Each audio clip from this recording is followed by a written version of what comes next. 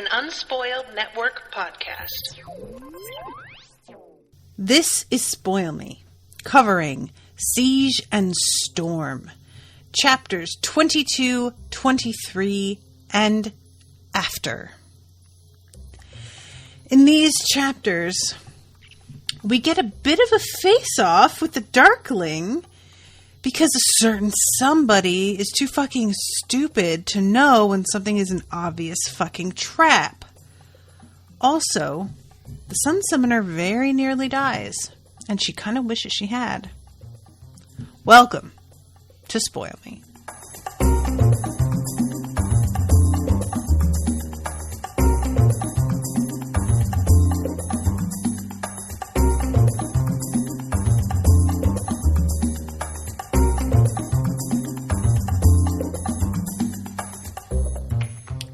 Welcome to the show, everyone. I am Natasha. Thank you very much to Jaime for commissioning this episode. So, we have finally reached the end of this installment, and then we have the beginning of Ruin and Rising next episode. I am really not sure how I feel about this ending.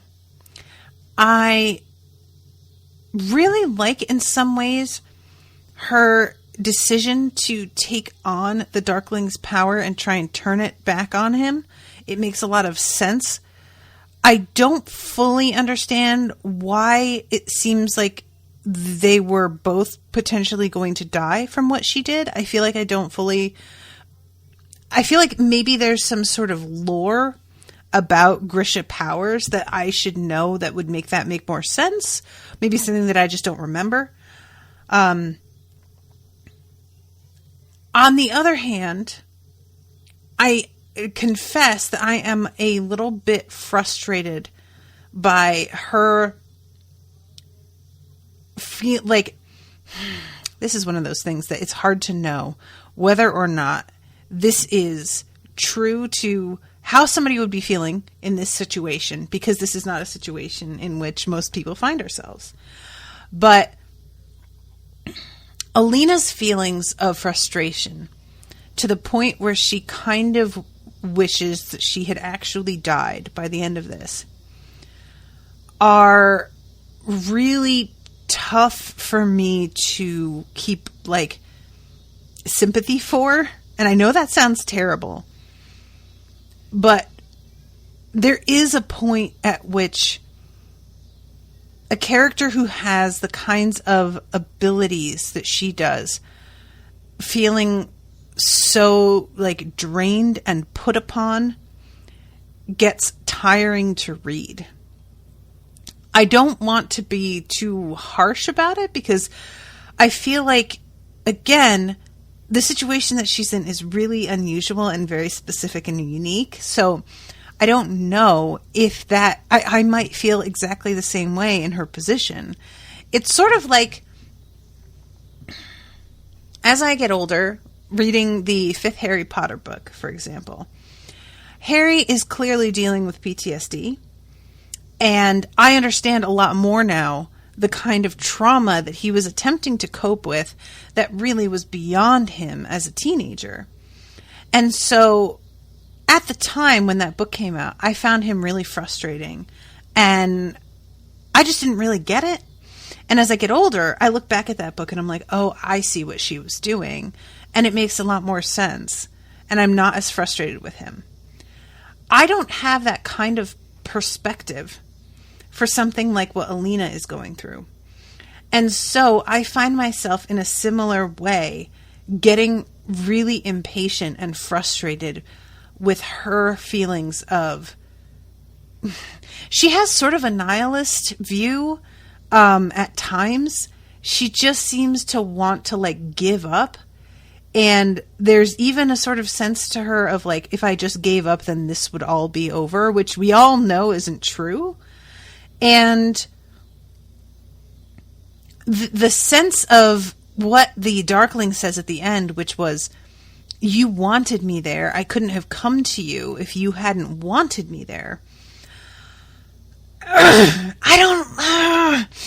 It doesn't totally sit right with me. I don't know if it's supposed to... I think what the author is trying to do here is have the Darkling represent parts of Alina's nature that are more power hungry and interested in the amplifiers specifically. I think is like one of the what's the word, metaphors that we're doing there.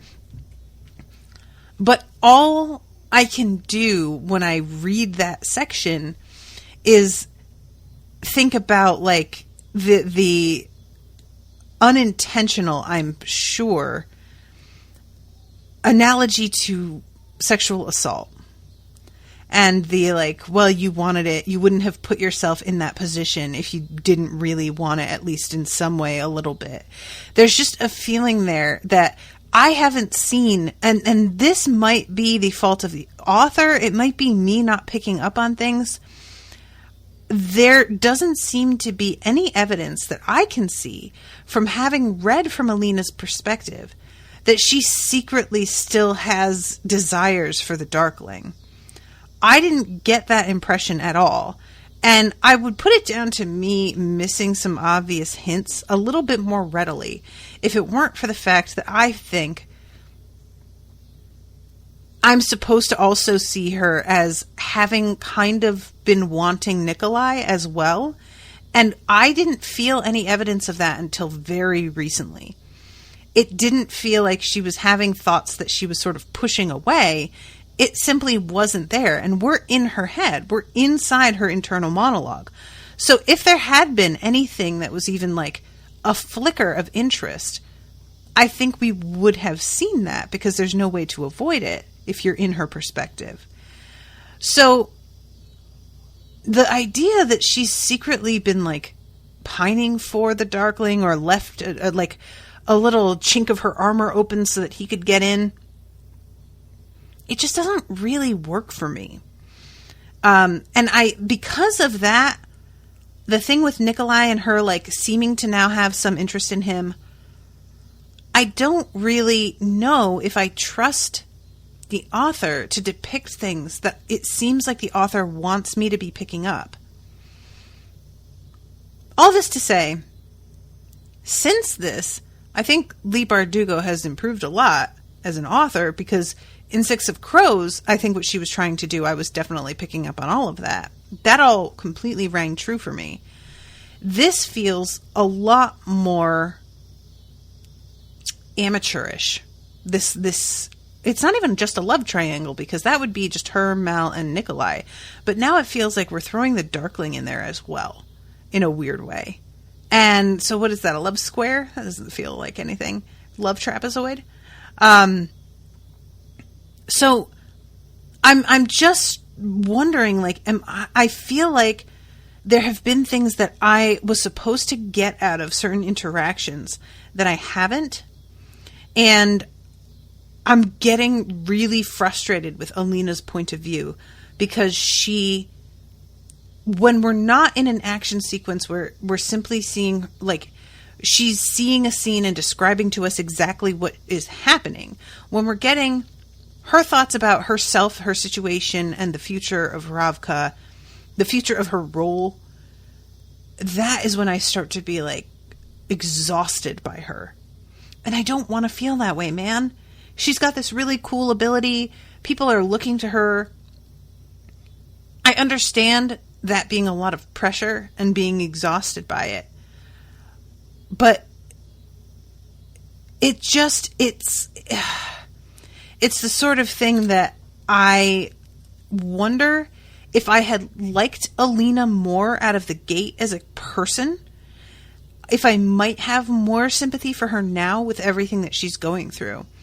Instead, I just feel like she's been put in this position, and all she's done ever since she's discovered that she can do this is fight it.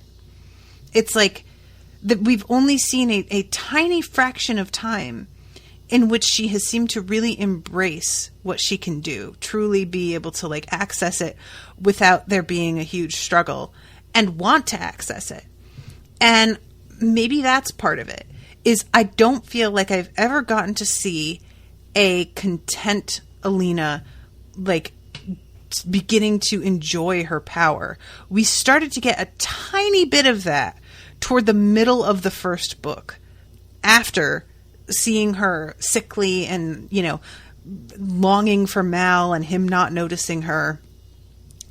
And a couple episodes ago, I talked about my overall problem with these books so far being that I don't like her that much and I don't like Mal that much. And these are the two main players. And if you don't really like the main players, then what is there, what do you do? And I'm starting to wonder if it isn't that I don't like Alina, but just that I have only ever seen Alina, I don't feel like I really have a good sense of who she is outside of total crisis scenarios. And one could argue that's where you see the real measure of a person, is during a crisis scenario. But I honestly feel like, what do we really know about her and what she likes and doesn't like? What she ever wanted to do with her life before? We knew that she worked as a map maker. It didn't particularly feel like she loved that job, but there are a couple of moments where she's going back into map rooms and it seems like she sort of misses that. And I was like, oh, did you really enjoy that? I didn't realize that was such a thing for you. I think that we needed more time with her as a person to establish who she is. And I don't really know. This is why I'm not really an author.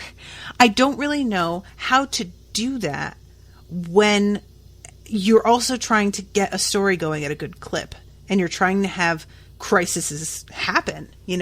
How do you get to show somebody outside of a crisis scenario and also have there be a massive event in a book?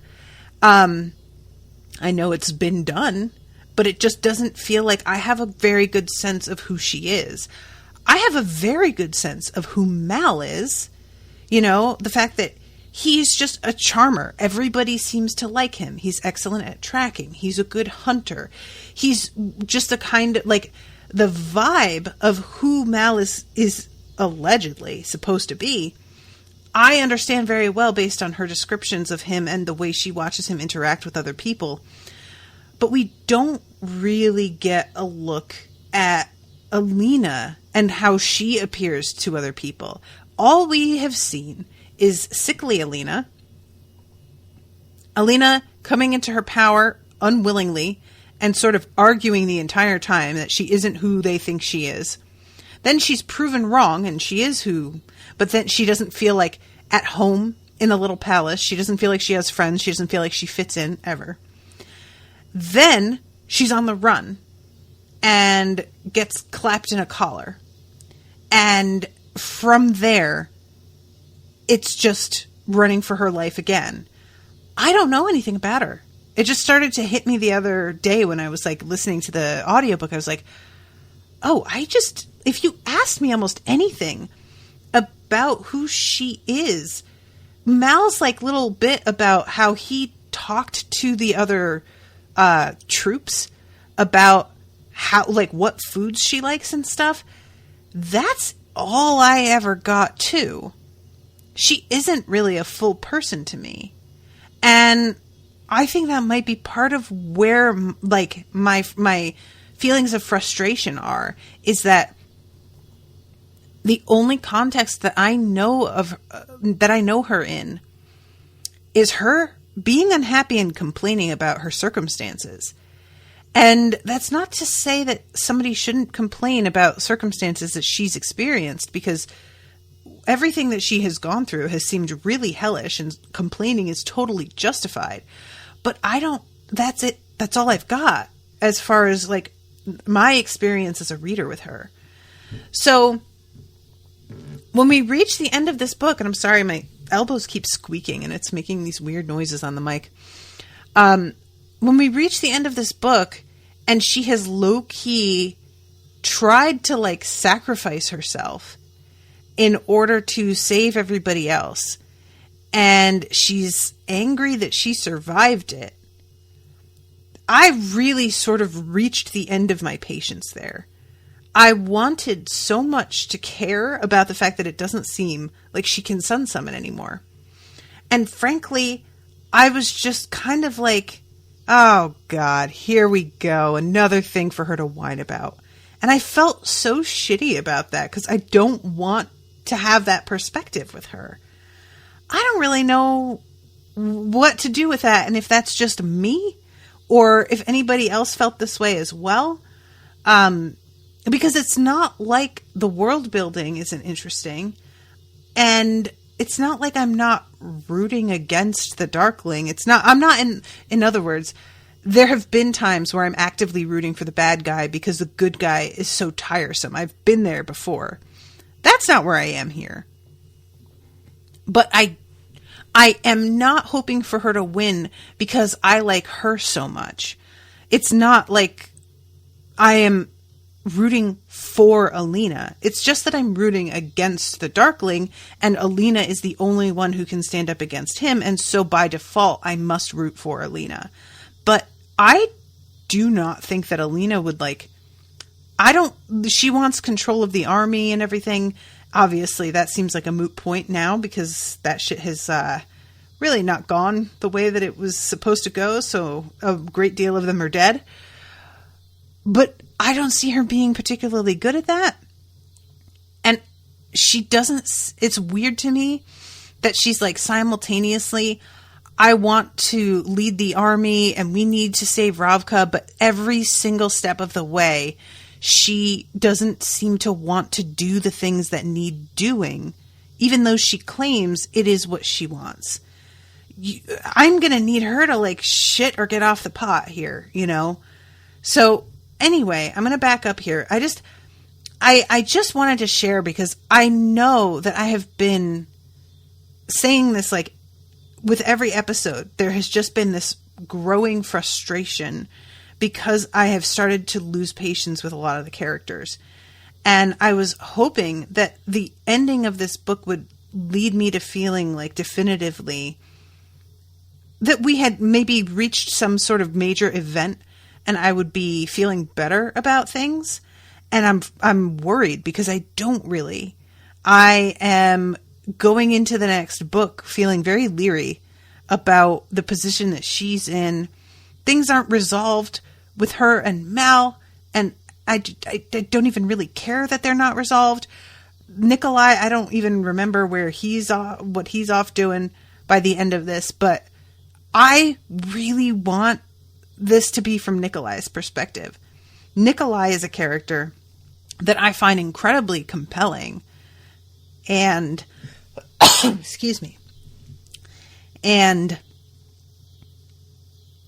I want him to be more involved in the story simply because he brings a perspective when he talks to Alina that is very, like, it's politically motivated in a way that I think brings a lot of, like, insight to the story that I wouldn't have thought of, because often the implications of the countries and their relationships to one another gets very lost in comparison to the Darkling as a threat, as an individual person. I forget that there's, Fjerda is still out there and we need to deal with that there's still the shoe, And so I like that being something that at least somebody is thinking about. And I wish that Alina would think about that sort of thing a little bit more, or talk about it, or that if she does, we would get to see those conversations more. I think what it is that Leigh Bardugo in these two stories, I was going to say these three, but I haven't read the next one yet, so maybe she pulls back a little bit. I think what it is that she has made that classic, for me anyway, mistake of focusing too much on the personal lives of these characters in an effort to make one of those like classic YA love triangle situations, because that's such a trope. And it's just so much less interesting than the things that I know she can do, Leigh Bardugo is a very talented writer. And I wonder if she didn't start with something that feels sort of generic in a way, just to get her foot in the door of publishing in general, so that she could then spin out and do more interesting stuff, because her later characters are just so much more compelling and more complicated, and they're complex and a lot of times haunted in a way that still feels really interesting, and it's not a drag that they've got trauma. It's the kind of thing that you're rooting for them to like adapt and overcome that trauma or learn to cope with it, you know? And so I know that eventually she is capable of that sort of thing. But here it feels like she is still figuring it out. And there's a lot of stumbling and focusing way too much on a romance that just doesn't really work, when it's clear any time that she's with Nikolai and having him talk about the like political ramifications of a thing, she really excels in that part of the storytelling, but then pulls way back on that because I guess she thinks that people wouldn't be interested in that part, or I don't know. And I am just glad to know that Six of Crows is such a step forward for her in terms of her skill getting to show. Jamie's here. Hi, Jamie. So anyway, I am sorry. I spent 20 minutes just being frustrated. And maybe it's good, Jamie, that you arrived late. But mostly what I want to know is if other people also feel this way, because there are times where I start to wonder, did I just get a bug up my ass about these characters and now I can't let it go? That'll happen sometimes. I think we've all been there, right? Where it's sort of like that bitch eating crackers thing, where you decide that you don't like a thing or don't like somebody, and no matter what they do, you're just going to be like, oh, fuck them. And I don't want to be that way about a series, but I have started to feel like I just keep being like, oh, shut up, Alina. God, oh, you are such a drag. Anytime Mal talks, I'm like, oh my God, Mal, fucking just go in the corner and stop talking. And I can't tell if it's valid or if it's just me being a bitch eating crackers with these characters. Jamie says, no, I agree with you about how her writing has improved, and I never was that into Alina or Mal or Alina and Mal. I like the story. Yeah, and see, that's what, like, I really want Alina. I got very excited when she decided, you know what, I want to save Ravka, because it felt like that was finally, she was like putting her foot down and was like, this is what I want to do. I have this ability. It's my responsibility to like help everybody. And I was like, yeah, you know what, it is. And then it just felt like anything anybody asked her to do, she was dragging her feet and just not excited about it. And I just was like, what did you think this was going to be? Like, you're going to war. It's not going to be fun. You're not going to be going out into the fields, milking the cows, coming home and making cookies and having sex with Mal. You decided that you wanted to lead an army and wage a war against like a supernatural being of hundreds of years old. You need to suck it up a little bit more. And I think I'm supposed to feel more sympathy for her being put in a situation of having this power that she didn't ask for and being the only one that can stand in his way. But it's weird because then, as much as she doesn't want to do any of the like political things, she's still very eager for more actual power. She still really wants the amplifiers. So it feels a little bit like Leigh Bardugo doesn't really know what to do, because she's like towing the line of starting to make Alina power hungry and maybe a little bit scary. But she doesn't really want to go too far and make it so that we don't have any sympathy for her. But like low key, Alina being enraged and kind of losing control of her temper and stuff was the closest I came to liking her in this series, because it's very relatable. She doesn't need to be a measured, constantly competent, reasonable person. She's gone through a lot. She's seen a lot. Her losing her fucking cool when people refuse to help or refuse to take like sides for sure. They just want to like avoid the Darkling, but also don't want to support her. It's super valid that she be angry. So those moments where it starts to be like, oh my God, maybe she's about to fucking kill the guy. I'm like, here for it. I want that struggle. But that struggle is only here and there. And then we go back to her being bored of these, like, you know, political charades, the parties, whatever, literally walking into town and like letting people start to rip her apart because she just wants to die so bad. And it just, they're not compatible. Either she's like in this deep funk and depression and doesn't want to move forward, or she desperately wants the amplifier and wants more power because that's like kind of gripping her. I can't reconcile the two things. They don't really work together. And I think that's part of why I don't feel like I have a good grip on her as a character, because I keep on seeing her as like sort of a sad sack.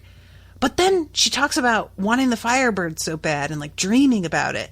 And I get excited about that. But when she's like living her day-to-day life, I don't see that same passion, that drive, and that desire. And I think maybe it's supposed to be that Mal being afraid of her is causing her to pull back anytime she does feel a lust for power, because she's afraid of becoming somebody who will frighten him. But have her do it anyway. Have her be afraid and do it anyway. That's just more interesting to watch, you know? So let's see. Jamie says, before I read the books, I read some reader reviews of them, and a lot of people felt the way you do about Alina. I think that this is, I really just think this was not quite a fully cooked idea. I think Leigh Bardugo didn't really know herself what she was doing with Alina, and maybe in the next book it'll come together a little bit more. But I think Leigh Bardugo at this point is afraid to make Alina unlikable.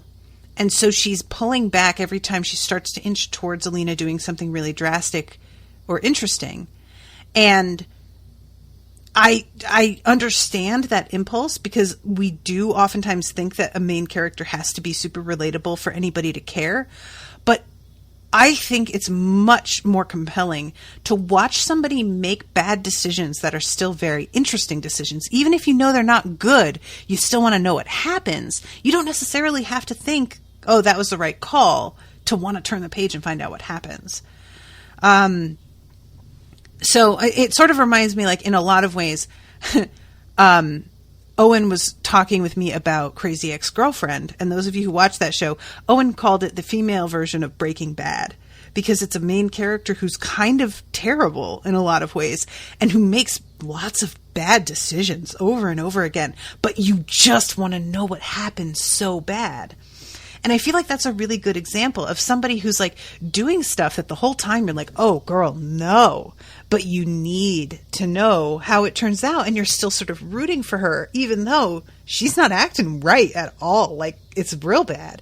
And I want Alina to go down that road. I want her to actively begin to embrace some dark parts of herself, and not via the Darkling like she does in this, where she's like, oh, you know what I'll do? I'll kiss you and pull some of your dark power into myself. No, I don't want it to have anything to do with him.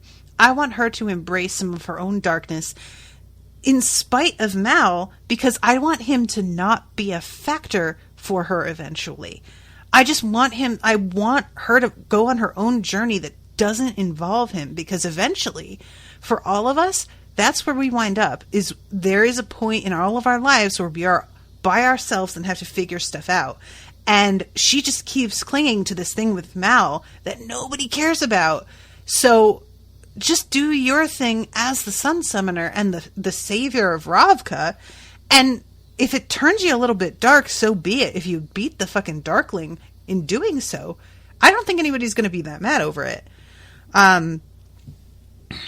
So anyway, Jamie says, a lot of people were really into the world building, but less into the main character and the romance stuff. Of course, there are people who are totally into Alina and Mal, though more are into Alina and the Darkling or Alina and Nikolai. Yeah, personally, I'm obviously here for Alina and Nikolai, simply because I think Nikolai is way more compelling than Mal as a person, and a better aligned with Alina's goals.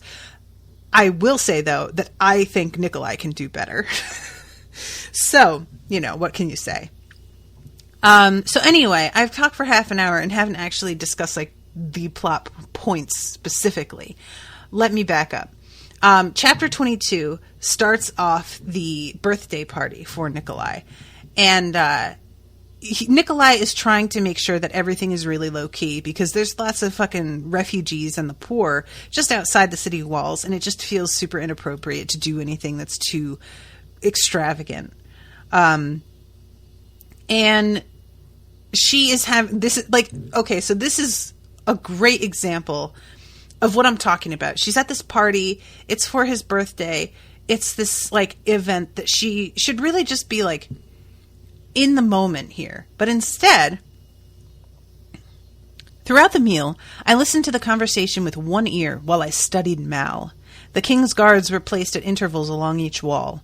I knew Tamar stood somewhere behind me, but Mal was directly across from me, standing at rigid attention, hands behind his back, eyes straight ahead in the blank focus of all anonymous servants. It was like some kind of torture watching him this way. We were just a few feet apart, but it felt like miles. And hadn't that been the way of it since we'd come to Osalta? There was a knot in my chest that seemed to grow tighter every time I glanced at him. He'd shaved and had his hair trimmed. His uniform was neatly pressed. He looked weary and distant, but he looked like Mal again. Just this moment of like, I feel so distant from him. It's been this way since we got here. Bitch, we know. We know. You don't need to do this again. We're aware. It's fine. Move on. Come on. And at this point, she starts to think that maybe she's going to hallucinate and the Darkling will climb out of the soup tureen, which I actually did think was a pretty funny line. And Nikolai has to lean over and be like, hey, you look like you're about to fucking burst into tears. Can you at least pretend to be having a good time? And this is not the first time that we have actually seen him have to say this kind of thing to her. This happens like at every major event that we attend. The only one that it seems like she had a good time was that like fortune telling thing.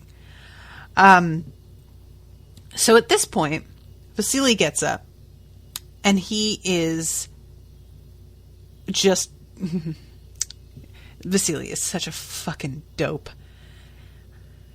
He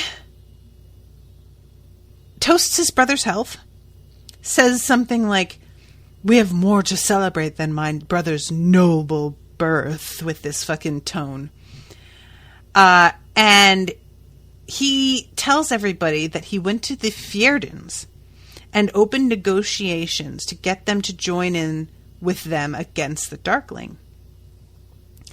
And he says, at long last and through no small effort, our fiercest enemy has become our most powerful ally. And everybody is like, oh my God, I can't believe you pulled this off. This is amazing. You're so good at this. And Nikolai's the only one that's like, okay, I don't get how you did this. Can you explain what the terms were? How did that work? And Vasily says, well, they just wanted access to our ports and some logging roads in the north. And Nikolai's like, okay, which roads, though? And he's like, I don't know, somewhere north. They just have a couple forts and stuff. And Nikolai stands up and is like, what, when, how long ago was this? And Vasily says a little over a week.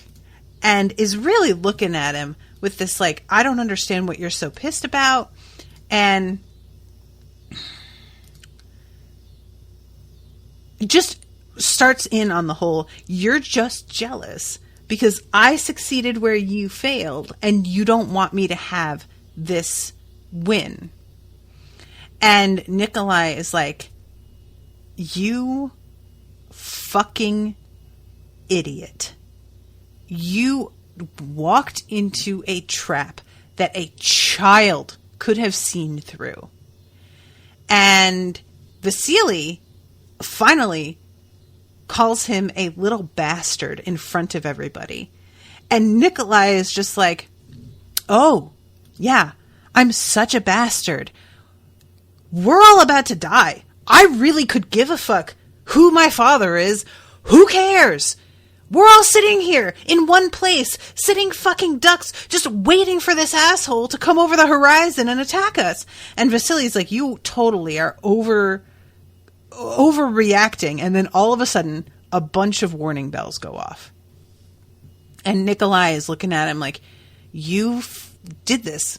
You handed him our country. I cannot believe that you fucking did this. And the Nichevoya come into the room, smashing through all of the windows. And I'm not mad at this. Vasily comes at Nikolai and says, you did this, you and the witch, which I would love a little like aside. I would love to do like a pause moment here where everything is frozen except for me and Vasily. And I go up to him and I go, how's that? Because I really want to know exactly how he thinks that worked. How did they cause this? You idiot. You're the one. You know you're the one. Stop it. A person who can't even admit they're wrong in death. Or he doesn't know it's in death, but... He lifted his saber high and charged, bellowing with rage. Mal stepped in front of me, raising his sword to block the blow. But before Vasily could bring down his weapon, a Nichevoya grabbed hold of him and tore his arm from its socket, sword and all. He stood for a moment, swaying, blood pumping from his wound, then dropped to the floor in a lifeless heap. Good. Fuck that guy. Ugh. Hate him. So, at this point, everything goes to hell. They're trying to flee and get to the Kingfisher because they want to make a getaway.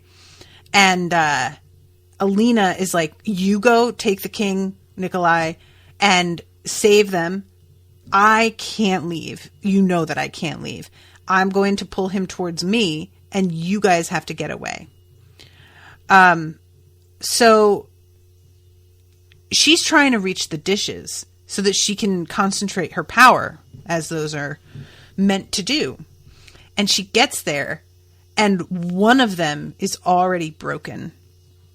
And the Nichevoya have, like, killed almost everybody. There are bodies all over the place. It is a fucking massacre.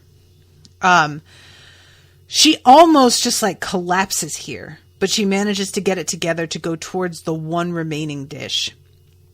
And the one dish actually does do a lot.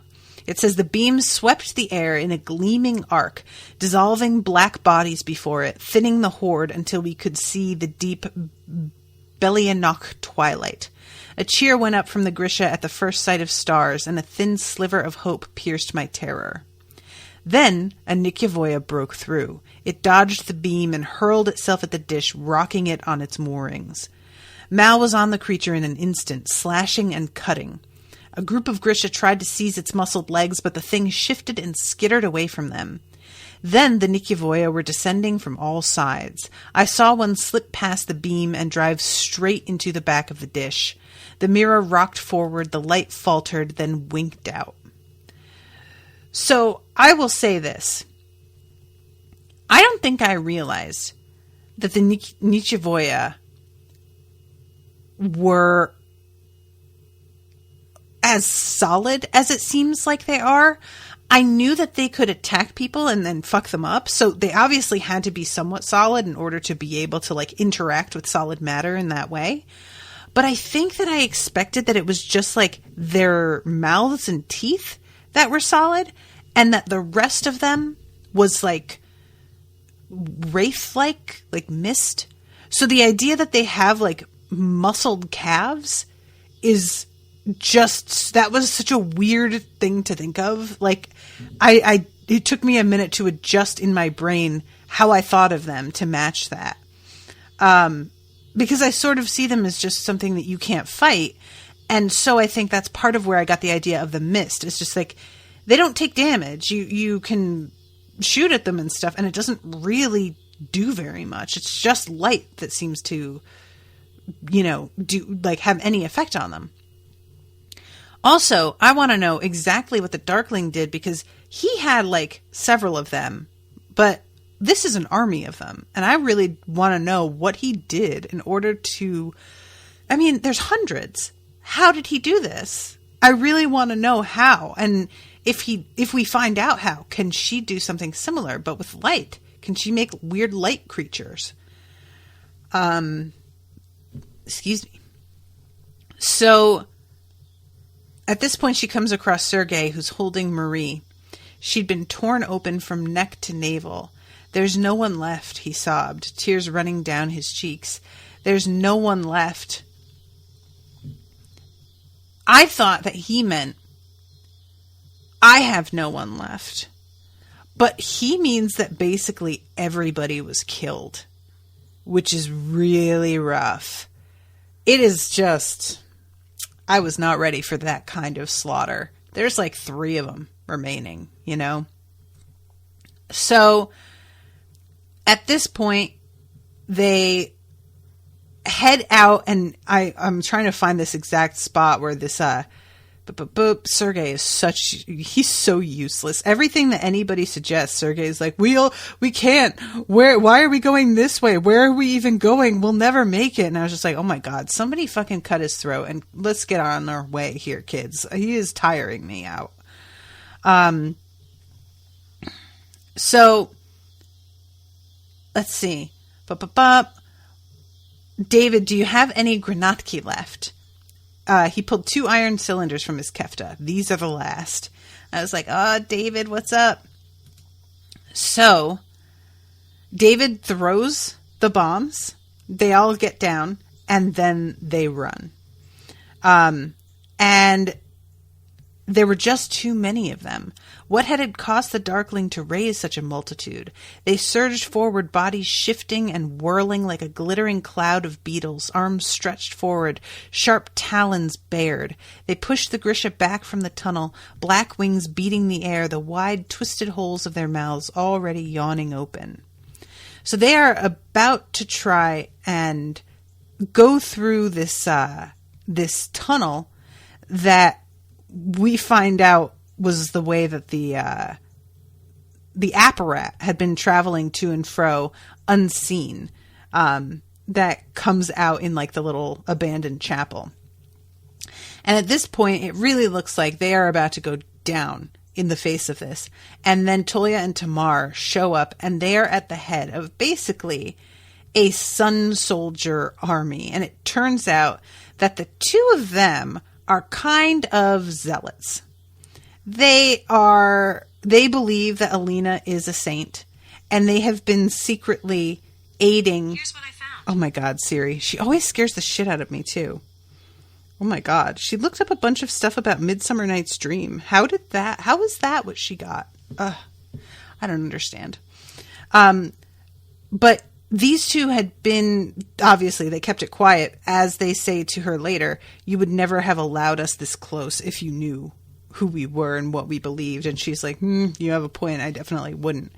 But these 2 had been like helping raise this army, and they believe that she is a saint. And I can't help but wonder, like, when she has more time to think about that. Because we really only get her relief at the fact that they aren't just straight up traitors, because they both turned up missing as shit began to go down. So it did cross her mind, oh my God, what if they were working with him all along? So at the very least, she finds out that they're not traitors, in that they don't work for the Darkling. They are kind of traitors to her in that they were not honest about their intentions or their beliefs. And I wonder if that's going to bother her, or if that's going to work to her advantage, or like, will she get used to it, or what? I'm curious to see how this like shakes out later on. But yeah, this is when they get they're cut off, essentially. The Darkling shows up, and they get completely swarmed. And the Darkling tells her to stand down, and that if she does, he will spare her friends. And everybody, of course, is telling her not to do it. And, of course, she is considering it because there's, like, the option of continuing to try to run and either being killed quickly by the Nichevoya, which to them all seems to be preferable to what they think will actually happen, which is probably torture. And she keeps thinking of Baghra and the way that Baghra, like, had her eyes put out and obviously had been tortured. And everybody's sort of like, look, I can deal with dying, but I really don't want to be tortured. If we can figure out a way to avoid that, that'd be great.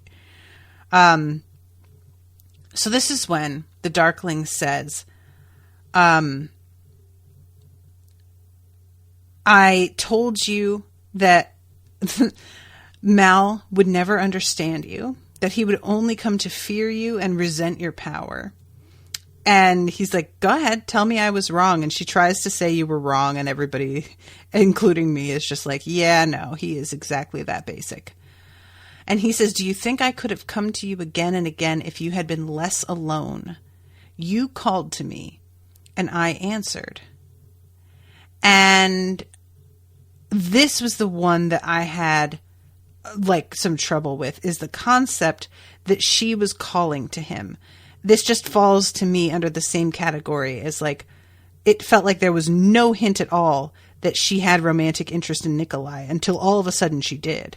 And now it feels like there was no hint to me that she longed for the Darkling. And now all of a sudden it's supposed to be like, oh, she called to me. And I'm like, I think I'm supposed to believe him here. And I just don't, it's not even that I don't believe him, because I think that is what is intended, but I don't like it because it doesn't feel like it's supported by anything that I saw in her head. Her feeling alone, sure, that I definitely saw. But alone enough that the Darkling would be welcome to her, I don't feel that one. So, and this is when he says, come with me, and it all stops. The fear, the uncertainty, the bloodshed. Let him go, Alina. Let them all go. No, I said. But even as I shook my head, something in me cried out, yes. So he says, bring her to somebody. And this woman steps forward, and she thinks it's Baghra.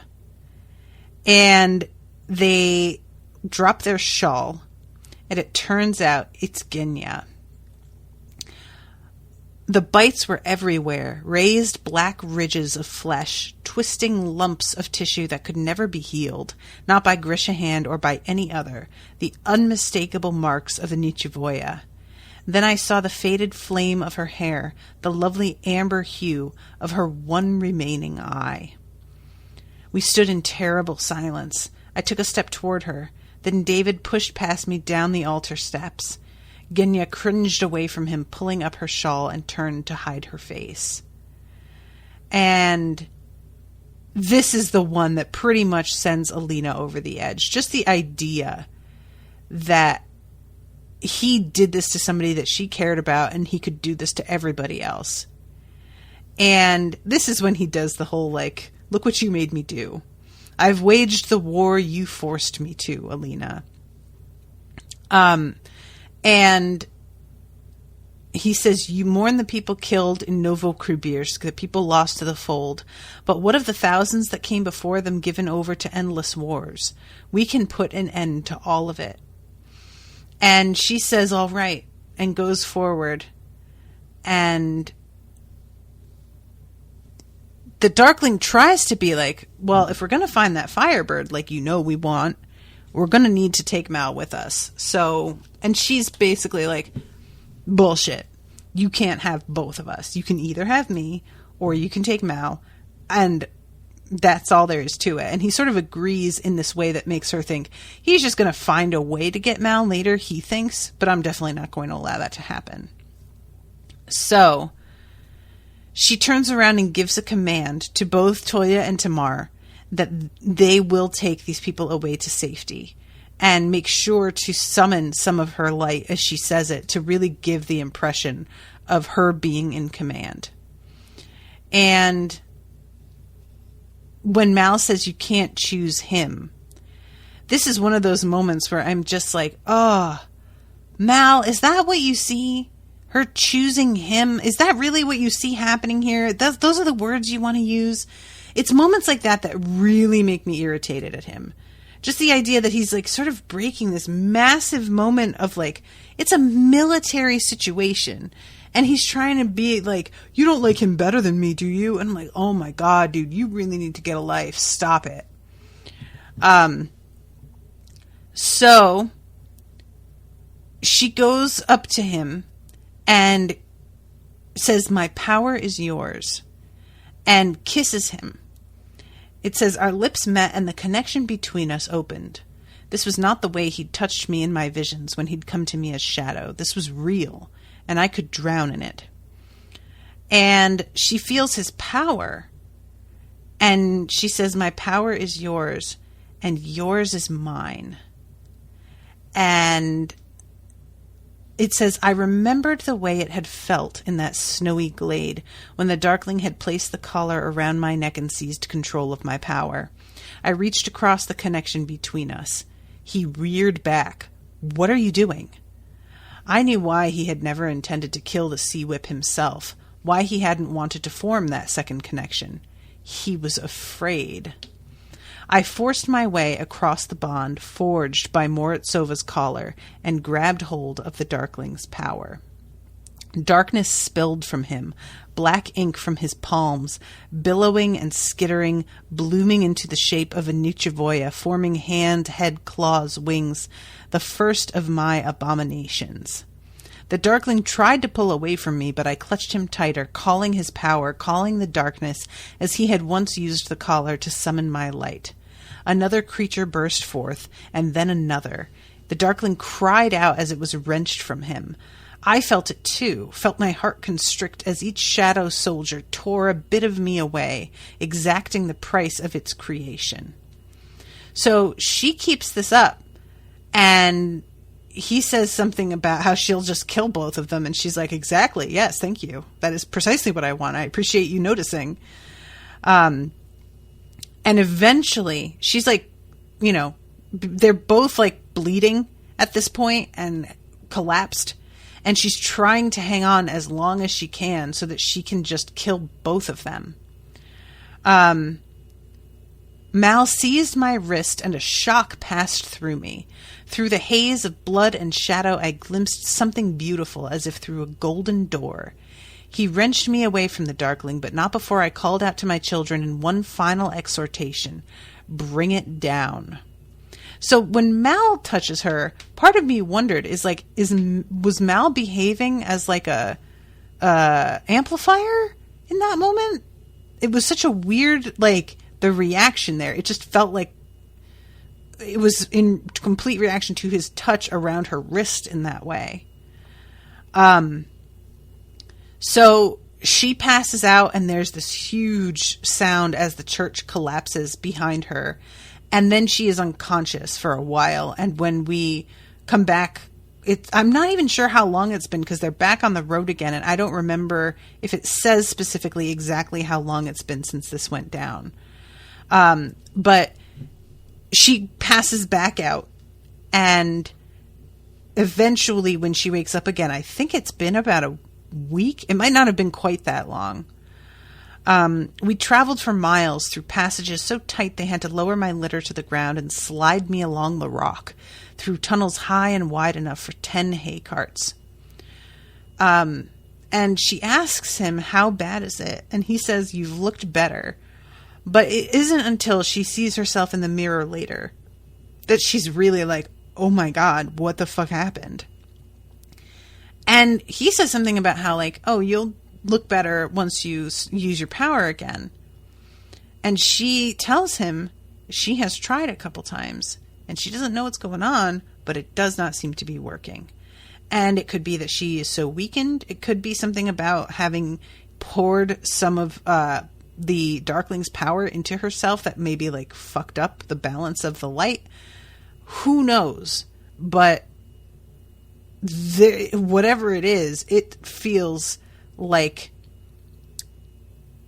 this is going to be a real problem because the whole way that they have been able to muster support is by people believing that she is a saint who can do this very specific thing. And if she can't do that anymore, I don't really know how that's going to work out. Like, people are going to start to ask why they aren't getting to see her summon, right? I would think.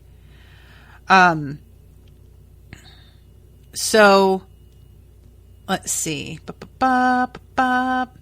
Oh, right. She asks how the others are. He says they know about the fetter. They're frightened. I was surprised by that. I thought everybody already knew about the fetter. I mean, her getting it wasn't exactly... It wasn't low profile, you know? I thought everybody was aware of that, and news of it had kind of gotten around by now. So I was shocked to find out that this was the first they had really heard about it. So this is when she has the talk with Tolia and Tamar about the fact that they lied about who they are. And she finally asks them, do you serve me or the priest? And they're like, we serve you. And she basically is like, okay, we'll see. But your first task is to make sure that nobody calls Genya the Ruined anymore. Because if they do, I want you to cut their fucking tongues out. And part of me loves the fact that she is this fiercely protective of Genya. And another part of me is just like, man, I really need you to get some better friends, because the fact that Genya is somebody that you are so protective of when she really was barely on your side ever is just... That is a low bar, man. You need some better buds. So then we have her meeting up with the apparat. And at one point later on, she's talking about how she can see, even though he's talking about how, you know, her tide of righteousness will push the shadows back and how grateful they are that she was saved from almost certain death. She feels like she can see that he almost wishes she had died, because it would be much easier to cope with a dead saint who had been martyred. Which is really interesting. It makes a lot of sense in its way. I would think that her dying would make it more hopeless. You know, the one person who seemed to have the power to hold back the Darkling is dead. I would have thought that would be bad for the cause, but he doesn't seem to see it that way. And I don't think it's like he doesn't care about the cause, really. He just wants power. It doesn't feel that way. The apparat isn't exactly out here trying to live like a king, or, you know, it feels like he genuinely is about the cause. I just feel like there's another motivation as well that I don't get, and he isn't sharing with anybody. And this is when she sees her reflection, and she says that maybe they're too far below ground, and that's why her power hasn't working. And she says, the light won't come, Mal. My power is gone. And that's the end of that chapter. And then we go into after. Again, the girl dreamed of ships, but this time they flew. They had white wings made of canvas, and a clever-eyed fox stood behind the wheel. Sometimes the fox became a prince who kissed her lips and offered her a jeweled crown. Sometimes he was a red hellhound, foam on his muzzle, snapping at her heels as she ran. Every so often, she dreamed of the firebird. It caught her up in wings of flame and held her as she burned. Long before word came, she knew that the Darkling had survived and that she had failed once more. He had been rescued by his Grisha and now ruled Ravka from a throne wreathed in shadows, surrounded by his monstrous horde. Whether he'd been weakened by what she'd done in the chapel, she didn't know. He was ancient, and power was familiar to him as it had never been to her. I thought that was kind of a cool image, the idea of him in a shadowy throne. I really liked that idea. The priest swore she was safe in the sprawling web of passages that crisscrossed Ravka like a secret map. She looked into the faces of her followers, old men, young women, children, soldiers, farmers, convicts. All she saw were corpses, more bodies for the Darkling to lay at her feet. That was one of the lines where I was just like, ugh, Alina, God, stop it. If you see people and all you ever see is corpses, what are you even doing here? Do you believe in what you're trying to do or not? Because I just don't really know what to say anymore. Like, all hope has fled. Then get lost. Get out of here. Stop it. I'm irritated. And the prayers of the faithful rose around the boy and the girl, echoing and multiplying beneath the earth, bouncing off the soaring stone walls of the white cathedral. The girl could tell from the way the apparat watched her struggle to her feet. She heard in each fragile thump of her heart this place was no prison, it was a tomb. But the girl had spent long years being invisible. She'd already had a ghost's life, hidden from the world and from herself. Better than anyone, she knew the power of things long buried. At night, she heard the boy pacing outside her room, keeping watch with the golden-eyed twins. She lay quiet in her bed, counting her breaths, stretching toward the surface, seeking the light. She thought of the broken skiff, of Novosibirsk, of red names crowding a crooked church wall. She remembered little human heaps slumped beneath the golden dome, Marie's butchered body, Fedor, who had once saved her life. She heard the pilgrims' songs and exhortations. She thought of the Volkra and of Genya huddled in the dark. The girl touched the collar at her neck, the fetter at her wrist. So many men had tried to make her a queen. Now she understood that she was meant for something more. The Darkling had told her he was destined to rule. He had claimed his throne, and a part of her, too. He was welcome to it. For the living and the dead, she would make herself a reckoning. She would rise. So, again, with feeling like things don't quite match up, this moment of her saying that she would rise, if we're going to have this moment of she's going to fucking come back bigger and badder and stronger than ever, if that's what we're going to do for this after, I want that to be amped up a little bit more, because it feels like it's just solid despair until like that last half paragraph. And the looking around and seeing nothing but corpses doesn't feel like it lines up with I'm going to rise again, you know? So yeah, I understand that when you have a trilogy, the second book is always going to be the bleakest, right? It's going to be the one where things end on the darkest note, because you have to go low and reach a nadir before you can rise up again. But I wanted there to be a feeling of real emotion and rage coming from her that would fuel her wanting to make herself a reckoning. And it doesn't feel like that. I don't get that from her words. It just feels like defeat. It just feels like she has given up, and she's literally talking about how everybody is already dead and this is a tomb. And then all of a sudden she will rise and make a reckoning. And I'm like, where did that come from? I want to feel that from her, and I just don't. It just seems like, you know what I mean? So I really I'm hoping that the third book, I'm going to get more of that, and that there's going to be more of a drive and a passion behind what she's doing. And it won't feel like she's simply being forced to go through the motions by all these people around her who all seem to understand better than she does the importance of the pageantry and everything. So yeah, that's, I don't know. I wasn't super happy with this ending, but there's a whole other book. So I'm just trying to bear with it and hope that things pick up a little bit more in the next book, and that there's maybe less romance, but I don't know that I can really hope for that when it's the final book of the trilogy. If any of the books was going to have less romance, I would think it would be the second one, and there was a lot, so maybe I'm barking up the wrong tree on that point. But I am really looking forward to seeing the fucking Darkling get crushed. I really, really, really can't wait to see that, and I don't know how it'll happen. So I'm very eager, and I'm also super curious about finding the Firebird, because it seems like everybody's sort of saying, oh, if you have all three of these, it's going to be a bad deal for your brain. And I wonder if that's true or not, you know? So if it turns her into like a power maniac, I'm okay with that. I'm not going to be mad at it. All right, guys, I'm going to wrap up. Thank you again, Jaime, for commissioning this episode and for hanging out with me in the chat.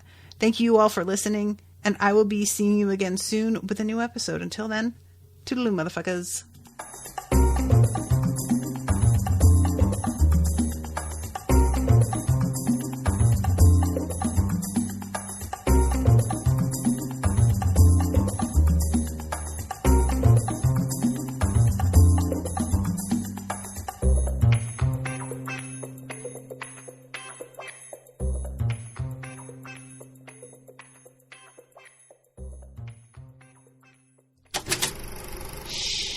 That was an Unspoiled Network podcast.